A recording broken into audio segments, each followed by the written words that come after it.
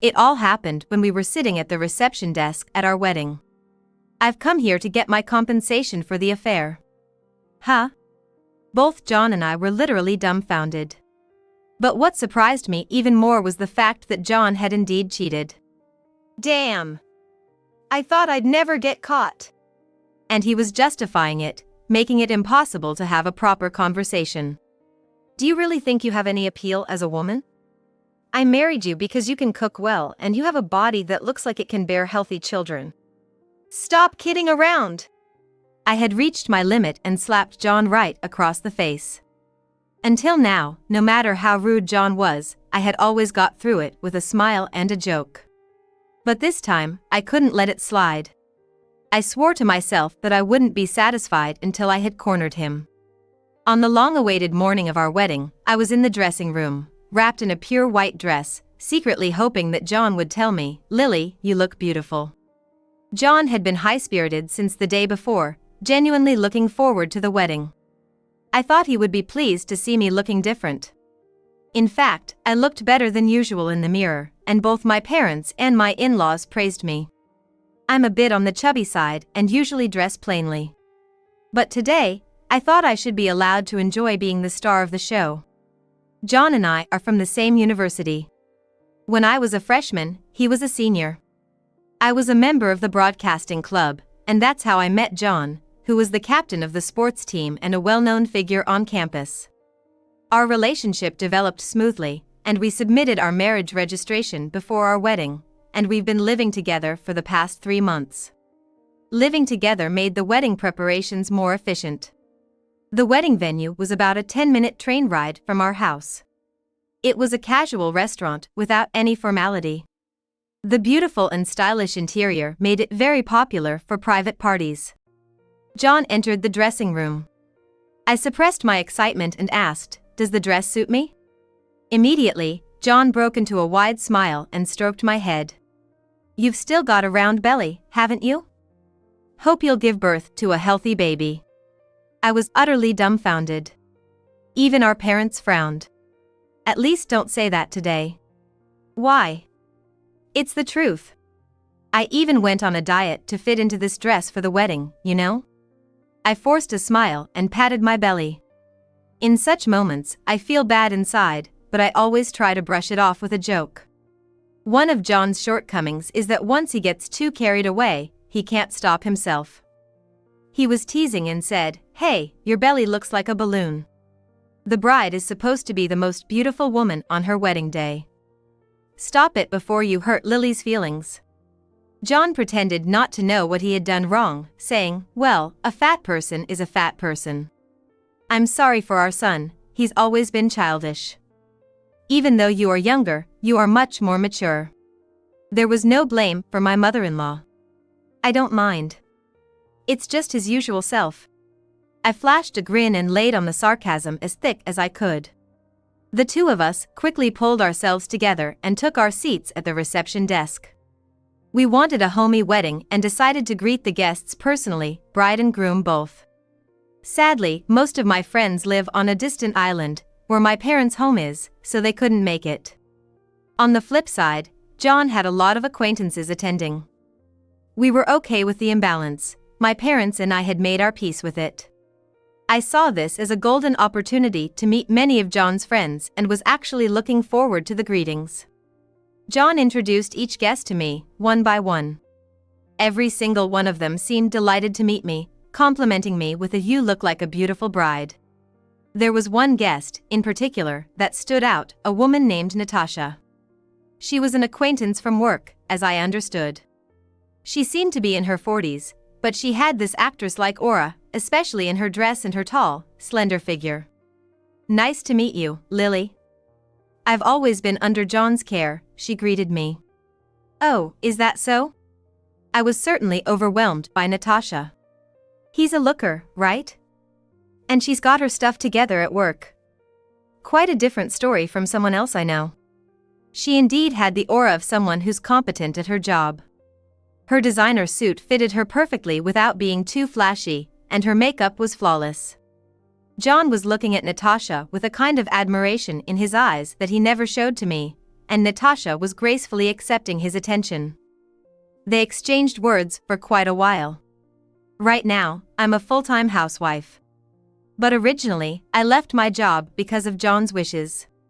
He insisted that he wanted me to focus on our home. I had only been at my job for 2 years. Just when things were starting to get interesting, I felt pressured to resign. When I think about the unfinished business at my old job, I still feel a tug at my heartstrings. Looking at Natasha, who seemed so dazzling, made these feelings even stronger. This is wrong. Today's supposed to be about us. Our guests should leave having had a good time. I swallowed the anger rising inside me due to John's insensitive remark and kept up with the greetings. Then, a middle-aged man in a suit appeared.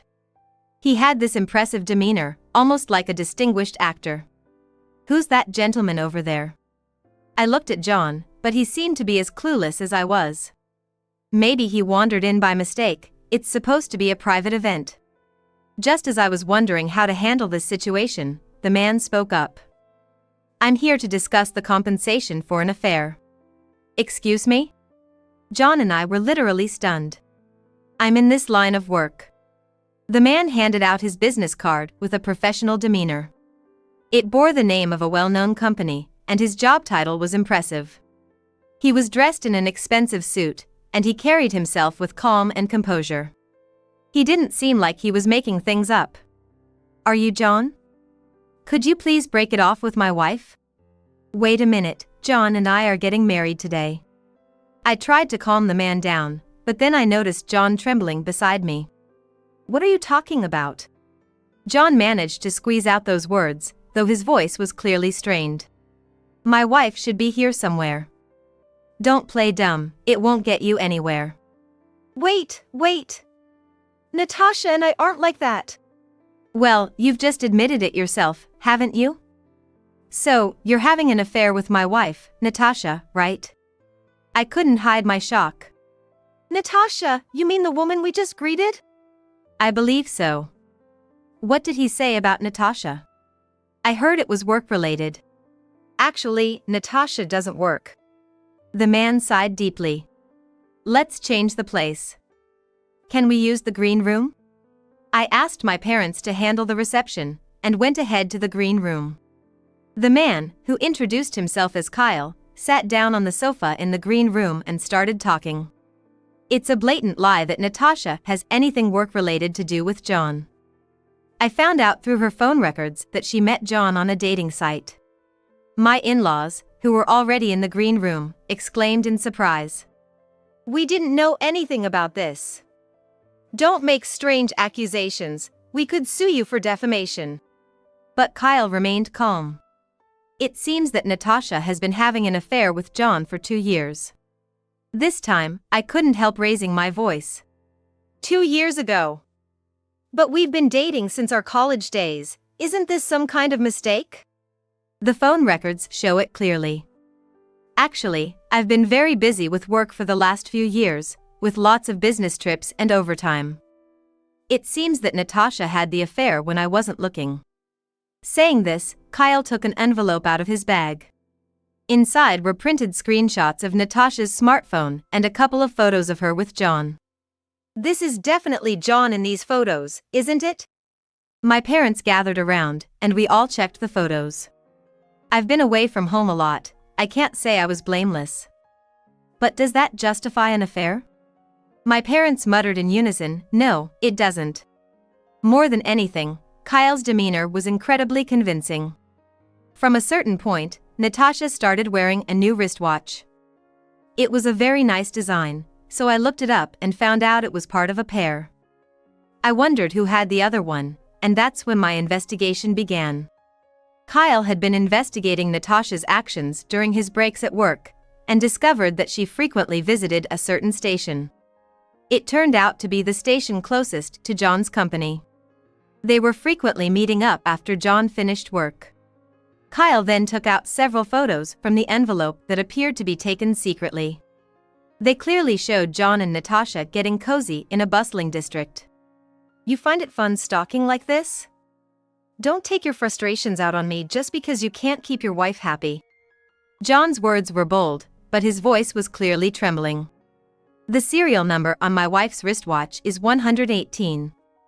What about your wristwatch? My parents restrained Kyle. I took off John's wristwatch and looked at the back of the dial. It's 118. This is a unique number in the world, right? Is it just a coincidence? How could that be? The evidence is all here. Why don't you just admit it and tell the truth? Suddenly, John raised his voice and started kicking the chairs in the green room. Damn it! I thought I'd never get caught. John, is what this man is saying true?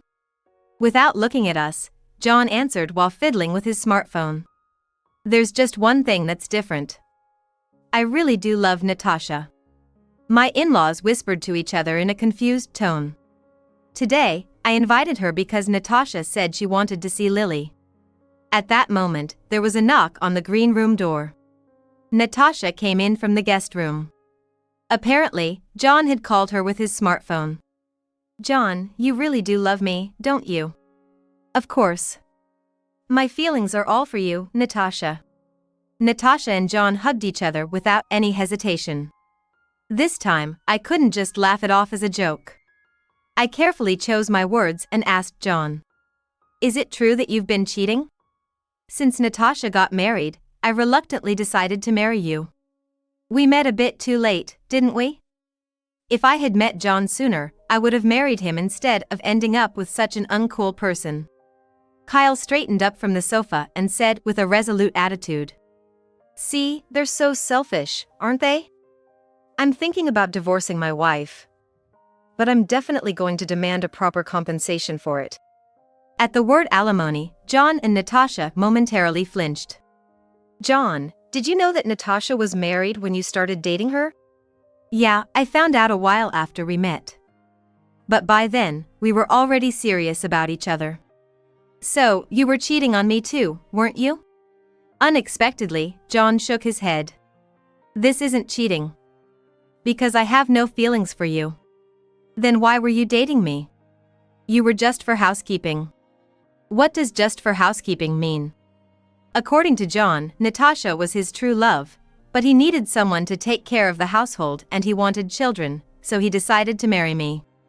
It seemed he also judged that it would be a good cover to get married around this time for the company and society.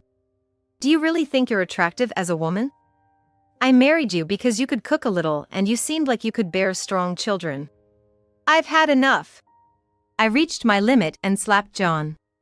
It was the first time I had ever hit someone. My right hand was tingling. At the same time, I felt disgusted, as if I had touched something filthy. Immediately, Kyle pulled out a wet wipe from his bag and handed it to me. Gratefully, I took it and wiped my hands thoroughly. Ow! What the hell are you doing? You think you're in a position to defy me? Even my mother-in-law couldn't stay silent at his words.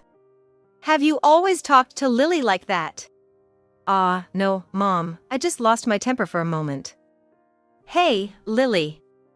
I got scolded because of you. It's your fault. There's no way that's true. Is it really true that you've been cheating for the past 2 years? John snorted triumphantly. You can't trust what this guy says. Besides, the photos might be fake. But judging from your interactions, it seems like you two really are dating, aren't you? That doesn't prove anything. What, do you have a video or something? I cut into the conversation with my usual surprised tone. I have it on video. What? Actually, I had secretly recorded today's situation in the dressing room with a hidden camera, planning to show it as a surprise later. I took out the camera from behind the flower arrangement in the room and checked the footage.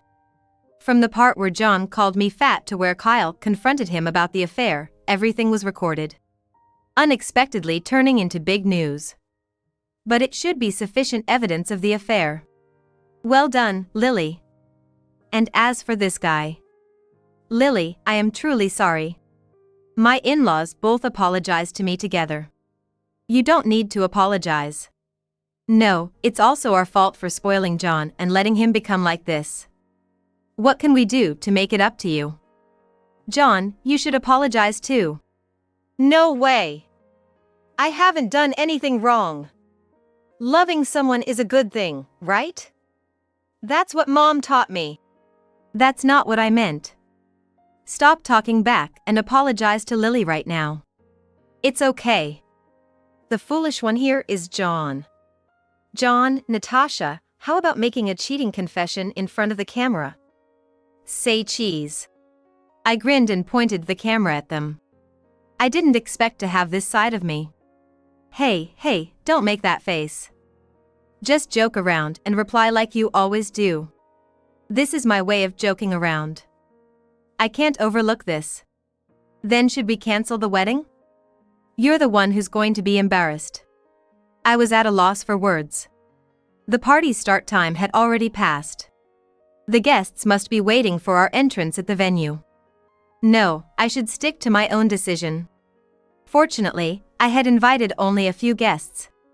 And they were all trusted close friends, so I could make up for it later. The one who really deserves pity here is John. He cares about appearances, so he invited his bosses from work and even his mentors from his college days. All right, I've got it. Let's start the wedding ceremony.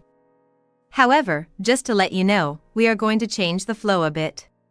I went out to the venue and took the microphone from the MC. John followed behind me.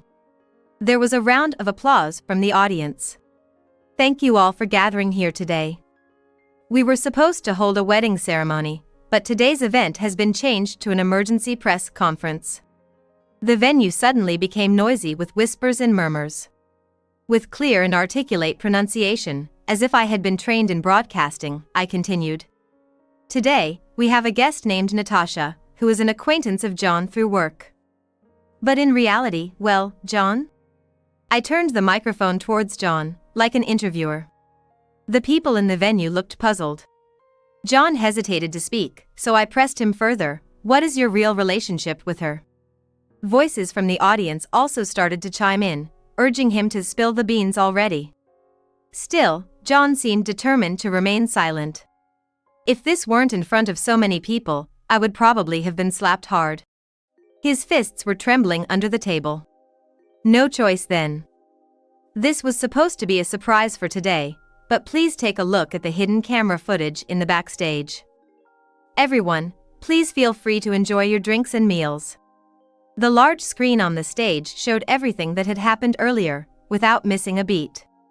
As the video played, the audience watched intently, and gradually, voices of discontent started to rise. What's going on here? This is ridiculous. From the crowd, someone asked, you two are already living together, aren't you?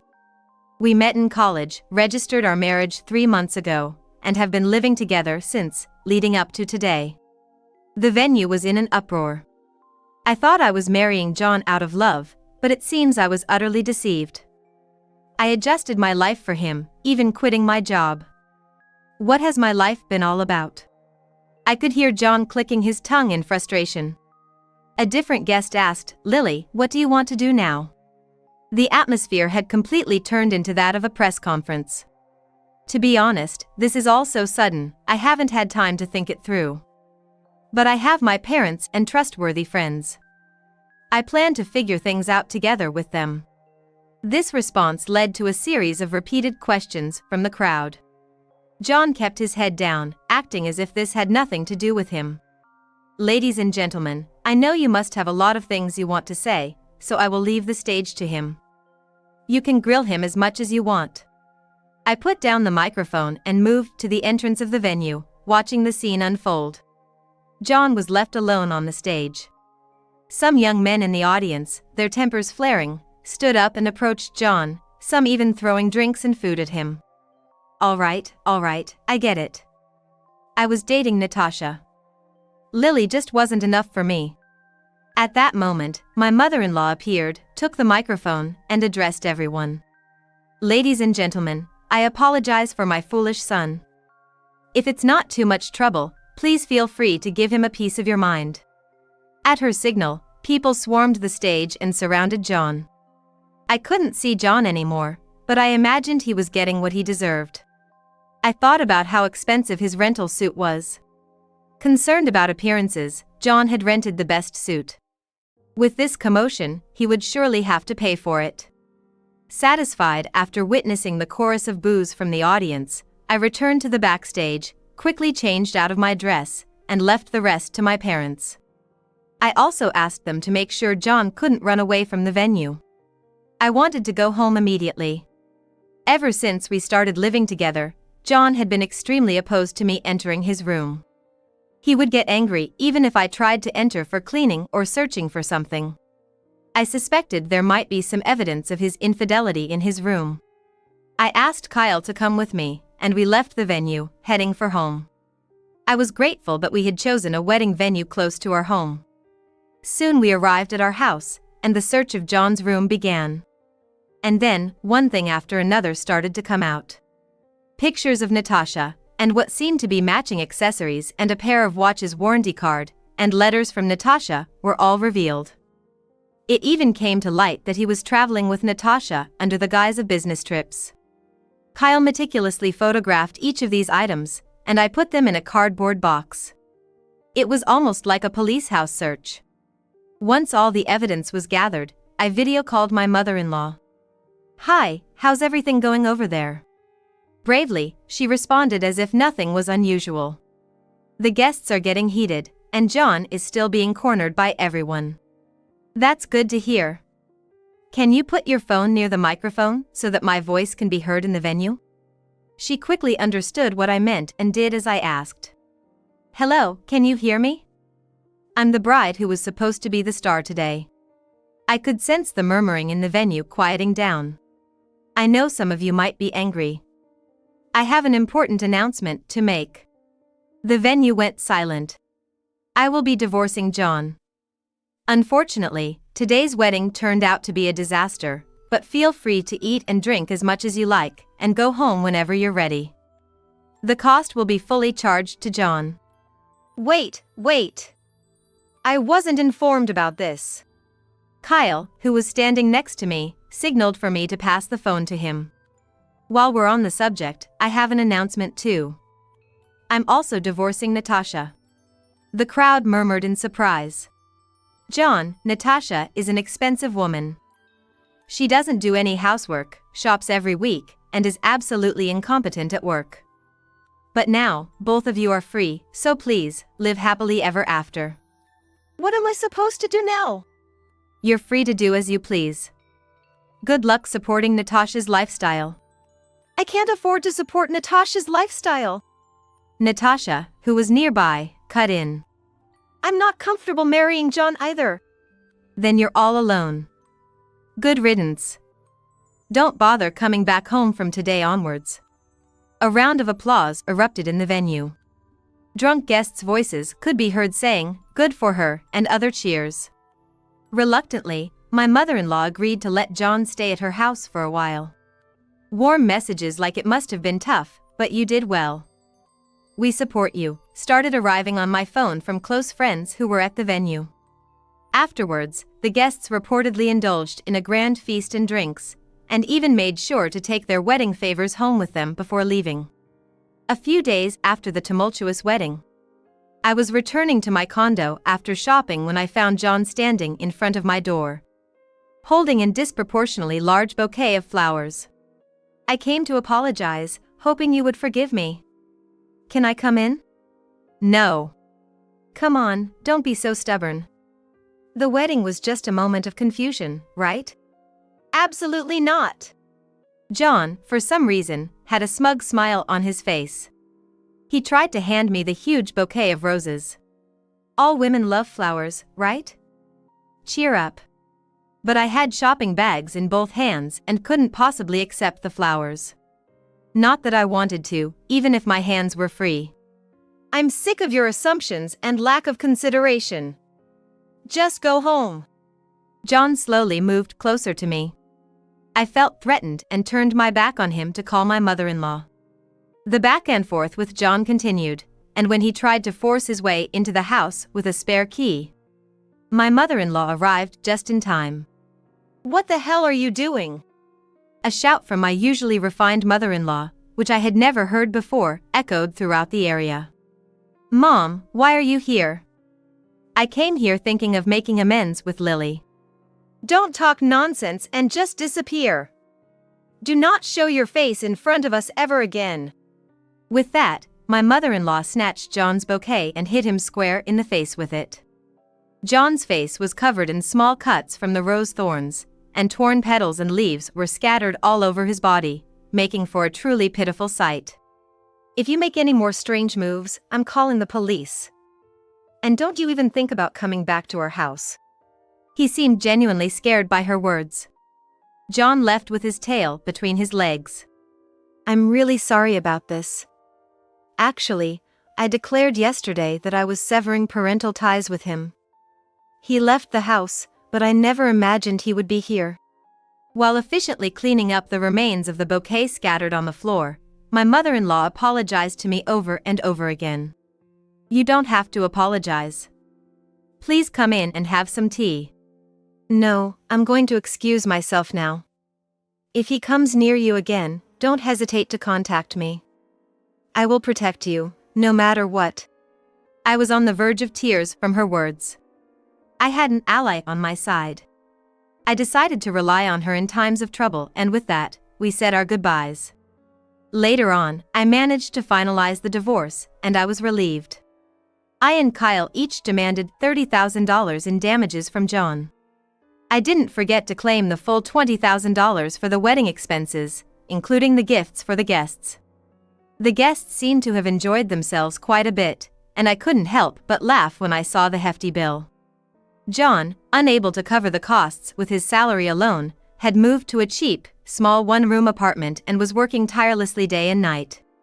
His boss had attended the wedding, which resulted in him losing face at work as well, but he couldn't afford to quit his job because he needed to make ends meet. Now, it seems like he's living every day in a very uncomfortable and awkward position. I heard from my mother-in-law that right after that incident, Natasha broke up with him.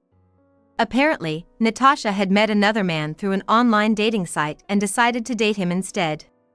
I can hardly imagine that things will go well for them. Especially since Natasha also has to pay us damages. I moved to a smaller, but nicer apartment. Moving was a hassle, but I decided it was risky to let John know where I lived. The evidence of John's affair is packed in a large cardboard box, sitting in a corner of my new home. So far, the alimony has been paid on time, but I haven't touched the money at all. Thanks to that, my savings have increased significantly. In the midst of all the commotion, a strange kind of fortune befell me. I lost about 15 pounds due to the stress of the divorce. Every time I looked in the mirror, I felt like I had been reborn. I went back to work, and through business contacts, I was able to meet a wonderful man. We are still dating, and every day is fulfilling. I have a good feeling that things will work out with my new partner this time.